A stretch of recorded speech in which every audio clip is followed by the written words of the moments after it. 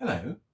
I realised the other day that I've had this Hotpoint Super sat in my dining room since early September and I've never even looked at it. So I think today we need to change that.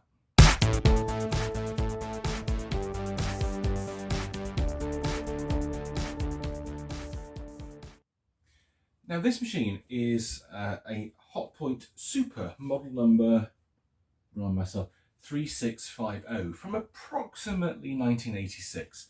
It's around that kind of time. I actually remember my Auntie Joan, who lives in Cornwall, she bought one of these brand spanking new in 1987. And I've got distinct memories of 9-year-old me rushing into her house to see her brand new vacuum cleaner. It really was quite something. And Auntie Joan is still alive. She's like 95 now. It's just unbelievable. I don't know if she's still got her Hotpoint. She had a Hoover Constellation 867A, the blue and white one, and that was the downstairs vac, and that was in pristine order. It was unbelievable. It was like a brand new cleaner. Even back then, I mean, that must have been, oh God, 12, 13 years old. And it was like new. There wasn't a spot on it. It was amazing. Then she bought this Hotpoint to use as her downstairs vac, and the Constellation went upstairs. I just have this theory in my mind that Auntie Joan still has those two cleaners. So yeah, this particular model is quite special to me. And I am quite surprised in myself, really, that I haven't actually looked at it yet. Now, it's not in the best of shapes, this one, unfortunately. The cable is not attached. It was attached when I first got it, but it is no longer attached. But we can sort that out, it's fine. And the reason why it wasn't attached is because, let's take this back door off. The other thing is, I don't know if I said this in the original video, there's a massive crack in the back door. We're going to have to try and sort that out, and it's right on the point of the spring just there, so that's going to have some work done to it. Love the fact that it says in it, says on the back door here, a quality product made for Hotpoint in West Germany. So Hotpoint didn't actually make this, they just slapped their label on it. I believe these machines were actually made by Siemens in Germany. Now you would think that being a German machine being made by Siemens, it would be of really good quality, because most appliances built in the 80s and the 70s that came from Germany, certainly from a company like Siemens, would be extremely high quality, but that is not the case on this particular cleaner. It is by far from a quality appliance.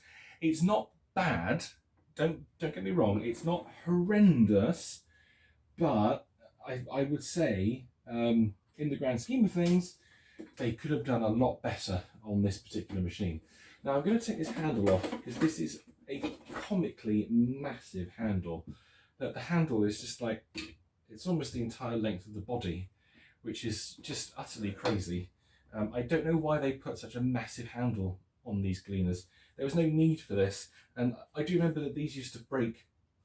They're quite easy to snap, these handles, so I'm going to take that off for safety's sake. I think really what we should do is see if this machine runs. That would be the main thing, wouldn't it? Let's just have a quick look underneath here. You've got quite a nice metal base plate on this. It covers virtually the entire lower body section. A half decent brush roll, really quite good bristle length on it. This looks surprisingly clean, I have to say. Well, the beaters as well, but quite small beaters. I'm not sure they were particularly effective. So yeah, really, really good bristles. I am actually very impressed with the size of those bristles. They protrude quite a lot past the base plate. Now this particular machine is the base model. You'll notice here that there's this little bulge on the base plate. Now that is for the luxury model, because the luxury version of these cleaners had a dry clean mode, which is interesting to say the least. There's one big dial here that is used for the height control to move the wheels up and down, On the luxury version, there was another dial, approximately here. I'll draw it in the dust for you. And that had a rotating top to it, just like this dial. It looked very similar to this dial. I'll tilt it down for you so you can see it. There it is there. But it said on it, I think it was dry clean or normal. And what that did, bizarre really, in normal mode, this gully here, which is the suction / airflow channel, was open. So the machine was in normal mode, normal carpet cleaning mode. And then you turn that dial into dry clean mode, and it basically just cut off this opening here. It stopped the airflow coming through this gully, this channel. So the machine was in dry clean mode, and you used to like put down your Zorb powder. I can't remember what Hotpoint called it in their leaflets, but something like that. You put this Zorb down, turn the machine into dry clean mode, put the power level down. The more luxurious versions had a electronic power control slider here, put it into minimum power mode, and then you used to use the cleaner to work the dry cleaning powder into the carpet. You would then leave it, let it soak in, do its business, absorb the dirt, put the cleaner back into normal mode to open that suction channel, whack the power up to full, and then vacuum it up. And yeah, that was the dry cleaning method, which is extremely unusual. That is a very, very unusual feature to have on an upright vacuum cleaner. Well, indeed on any vacuum cleaner. So they were quite ahead of their time when thinking about this. Now, I believe the luxury model of this came out, and this particular cleaner came out in around 1984. I could be completely wrong there, because the reason I say that is because the preceding model to this, it looked the same, but it was brown. It was a brown machine. I had one when I was a child, and I can't remember the last time I saw one. Probably when I was a kid. I think my uncle found it in a skip for me and brought it home to, "Here, boy, have that." Thank you, Uncle Doug. My Uncle Doug, he's brilliant. And yeah, that was the brown one with the electronic power slider. So this is effectively the Mark II, 84 to 87, something like that. And really oddly, at some point, they changed the design of the bag door. Now you can see this one is pretty much a flat bag door with this very strange cutout here. So let me show you.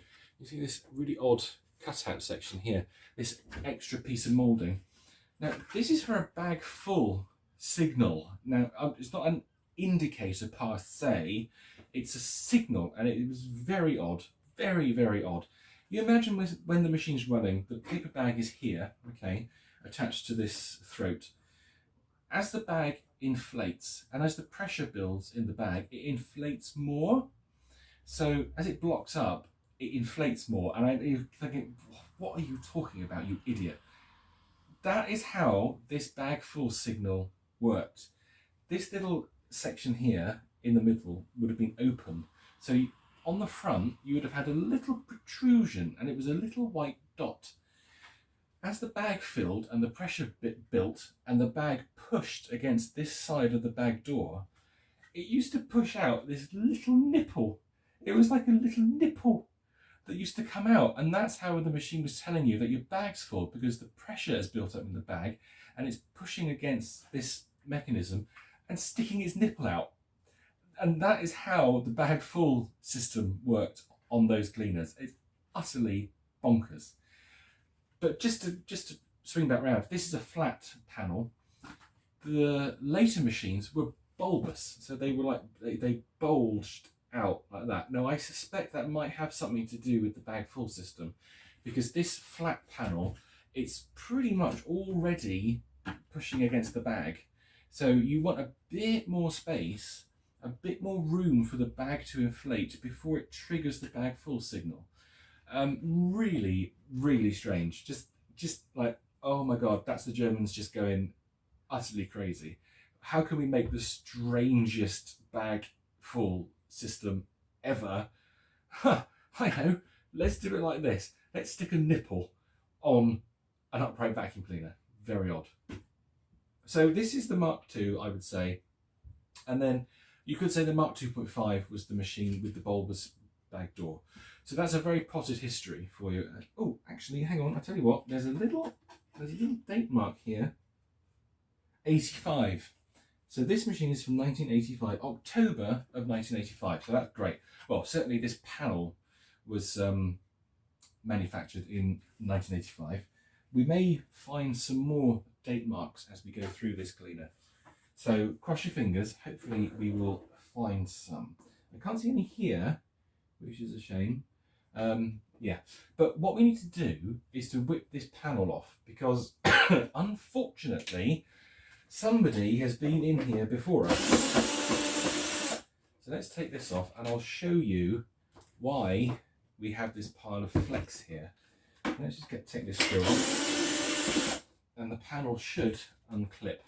So normally I bring you closer to do this, but you're actually better over there because you can see better. So let's take this panel off and you'll see the problem. Oh, I hate doing that. I hate it.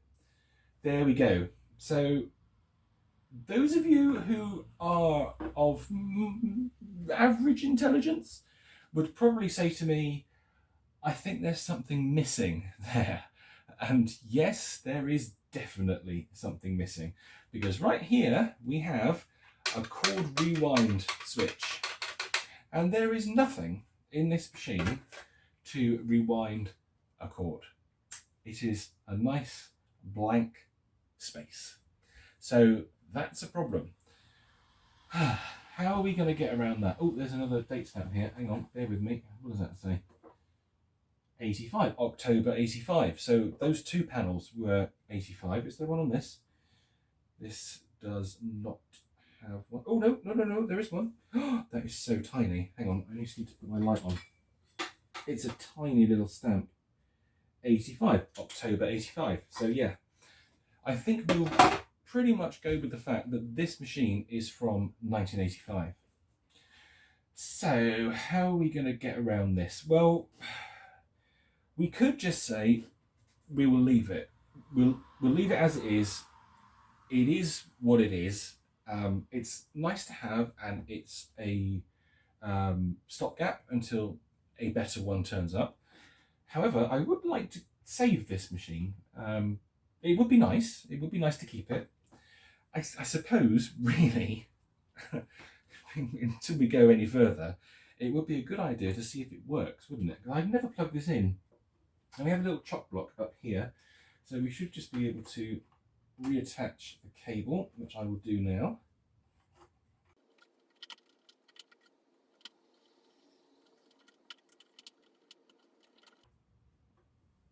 There we go. So that's the flex wired back in. Yeah, so this is the genuine flex as well because it's got an original Hotpoint moulded plug, which is really nice to see. And Electrolux style switch there. That's an Electrolux switch, which is interesting. You wouldn't expect to see that per se. I'm just going to quickly suck some dust out of this because I know it's going to all go in my face. So give me a second.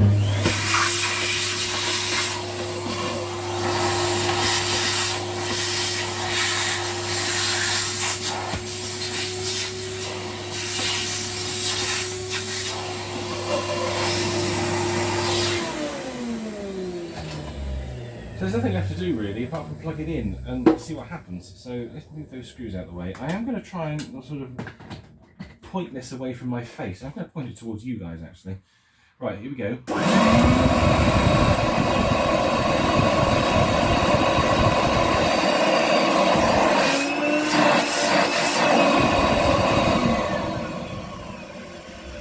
Okay, well that actually sounds really good. I'm very surprised actually. I'm very surprised at how good that sounds. Yeah, interesting. Okay, well that's cool. I think I'm going to just remove the cable again.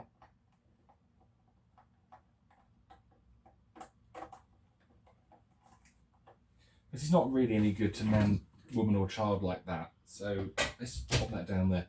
I do just want to show you the interesting method that the machine uses to attach the tools. Now there's this little panel down here Hopefully you can see that okay. So there's this little black panel, and there's like a squeeze trigger to it. It's like you squeeze it like that, and you can pull it out. So you probably think to yourself, well, that's just for blockages, isn't it? Because you can see down there, there's the air channel there coming up from the head. There's a sharp turn there, which goes to the fan, because it's a direct air machine. But this little piece of plastic moulding here, not only does it direct the airflow for when it's in upright mode, but this is also the tool converter. It's quite clever, actually. It's a clever way of doing it, because it's got like multi-channels in it, so it can slide into the body that way, but it can also slide into the body that way. And you'll notice that there is a hole here, and there is a hole here. So what that does is, you slide it in thus, you put it down the bottom, slide it in this, I'm sure it's this way, yes, slide it in like that, and then you have the conversion for the tools. So I'm just going to hold this up to you so you can see it better. So there you go, and you can plug your hose in there, and then do your above the floor cleaning, and when you're done, you can squeeze the trigger again, squeeze the side, and pull it out, like so, flip it over, and pop it back in. Oh no, other way around, there we go. Like so, and you're back to cleaning your floors, which is actually a really clever idea. I do rather like that. I think that's very smart. It's a very clever way of doing it, to be able to convert to tools in such a simple and elegant fashion. I think that's really quite clever. So that's pretty much it for the quirks and features of this very strange machine. But this issue of not having a cord rewind is, to say the least, it bugs me. And I was very disappointed when I took the front off to find that there was no cord reel in it.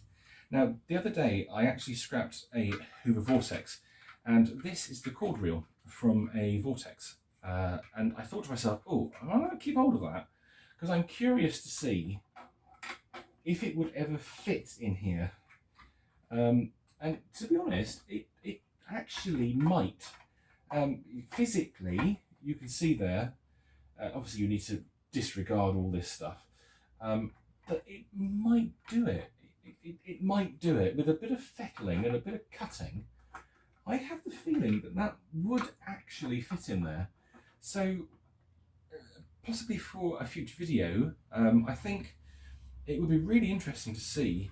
Which way does this spin? No, it spins that way. No, if I press the release, it tries to turn that way. So actually, it will pull the flex in from there and wrap it around the reel. This could be interesting, I have to say. This could work. It will be difficult, to say the least, because you've got a slightly oversized cord reel.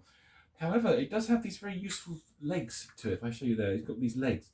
So you could, if you do it properly, it could just like fit in there like that. If you cut through with a Dremel on this underside of the Hotpoint's body, and maybe sort of slide it in, and maybe cut off this top section here. Now you don't need the brake. That's the important thing. This particular cord reel has a built-in brake, and it's this bit here. Surprisingly overly complex for Hoover, because this little brake actuates another piece of plastic just here. I don't know if you can see that. And then there's a spring that runs across it, and then there's another wheel here, and it's surprisingly complex. It's Hoover, you know, you wouldn't have thought they would do anything complicated. They would just do it as cheap and as quickly as they possibly could. But they actually went to town on this, which is really surprising. So we don't need this bit, because the Hotpoint does it via a brake here, actually on the section where the cable comes in. There should be, at this point here, a little arm, and that little arm, if you imagine, it goes back and forth like that. So when the cable is being pulled out, it lets it slide up, but with the force of the rewind, trying to pull the cable back in, the arm jams the cable. And then to wind in the cable, when you press this button, there's an actuator just there. If you can see that. You see that bit there, just there, that little bit? That pushes against the arm to release it. So you push in that way, the arm comes back, and then the cable is wound in. Now I think we can probably do something with that. Sadly, it's missing, which is a real pain in the bum, because that's like the one component that you can't make. But I could probably have a go at bodging something up. Even if I didn't have a break there, even if I could just retract the flex and maybe put a peg on it to use. I mean, I'm not going to use this a lot, am I? It's a collector's piece. It's just going to sit in the collection. But if I could just retract the flex, if I could just get the cable back inside the machine and not have it hanging around everywhere, that would be awesome. So it's something to think about, and I need to have a ponder on this. It's not something I could just jump in and do. It may turn out that this is no good. This particular wheel, this flex reel. God, I should stop drinking before I do these videos. May be too big, and I have a theory that I have a smaller one somewhere in the garage, I think. So that's an option. But it's all about mounting it in this area and not fouling the front. There's a bit of a gap here, but it's not massive. So yeah, it's one to experiment with, and what I need to experiment with before I start cutting anything on the Hotpoint, because the last thing I want to do is start cutting this up to try and get a reel in and then realise that actually it doesn't work. So yeah, that would not be good. Maybe we should have a quick look underneath. Would you like to have a look underneath if I take this base plate off? As I can just whip it off now, it's quite simple. There's only a couple of flathead screws you might like to see underneath here. There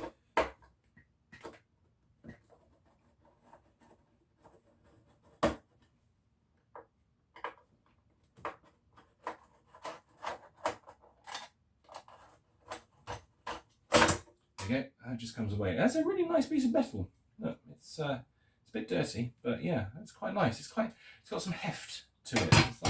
It's like the only good piece of quality on this entire machine. Massive belt. Oh, I forgot this actually. Look how big the belt is.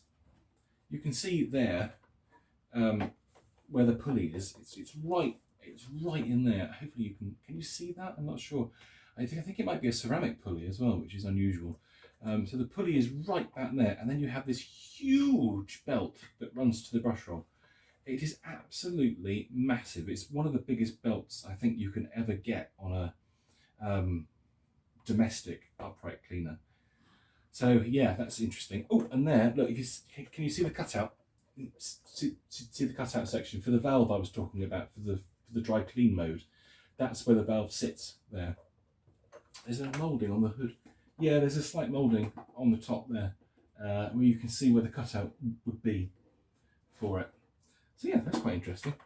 Nice. I think we also as well, at some point, we will take this cleaner apart, because it would be interesting to see the motor too. I don't think you can get to the motor. Oh, you might be able to. Hang on. It's been a long time since I've been inside one of these, so forgive me if I seem a bit like I don't know what I'm doing. Well, I don't ever know what I'm doing anyway, do I? But can you take this panel off like that? I'm not sure. I don't think... Oh no! Oh, there we go! Yes! Yes, so we can see inside now. My God, I haven't seen one of those for a long time. Is that 85 as well? Yeah, this panel is also 85. So there's the motor. Really unusual. Unusual motor. I've never seen another one like this. It's kind of turbo power-esque. Very similar, very much on the same theme as turbo power. I suppose you could argue the fact that this is the German turbo power, potentially. Very similar cleaners. Certainly with this fan case, and actually even the fan casing clips here that hold the fan casing to the motor are very turbo power-esque. That you would almost look at it and go, oh, I'm not sure what that's. Is it turbo power? I don't know. But yeah, very, very similar. Very similar. 450 watts, this motor. So slightly more powerful than the original Turbo Power series, but on par with the 1986 Turbo Power Mark II. So yeah, in the battle of the motor sizes, they're pretty much of the sameness. So yeah, there we go. That's like a little quick look inside. I always like these ones where you can take the panel off, the motor cover off, and actually get to the motor without taking the entire chassis apart. Take the head off, take the chassis off. That's so annoying when that happens because you can't service it quickly. But with this, you can actually service it really quick because it wouldn't take me long to get the motor out of there. But I'm not going to do that. I'm not going to take the motor out. We're just going to leave it in there. But I think at some point we can probably have a look. Yeah, so there we go. That's that. And there's I don't know if you can see that there. There's a little bar, metal bar. Just hang on a minute. Let me get something better to point with. There's a metal bar just there, just at that point. And this bar runs against a piece of plastic in the moulding.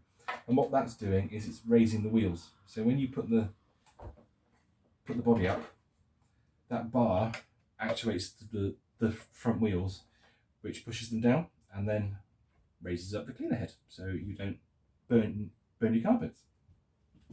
So there we go. I think that's pretty much it to say for this machine in this video. We would definitely revisit this again at some point when I've had a chance to think about this flex winder mechanism.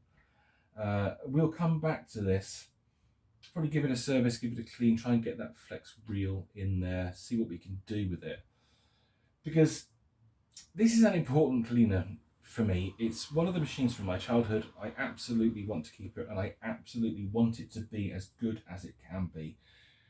And having this flex just dangling over the machine, that's not as good as it can be, and it's not going to make me happy. And I want to be made happy. I want to make myself happy. Yeah. So there we go. Have you guys any experience of these machines? Do you have these machines in your collections? What do you think of them?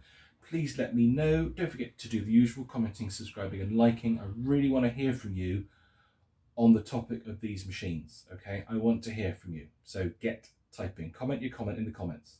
So yeah, that's it for now. You guys take care, and I'll see you soon. Bye.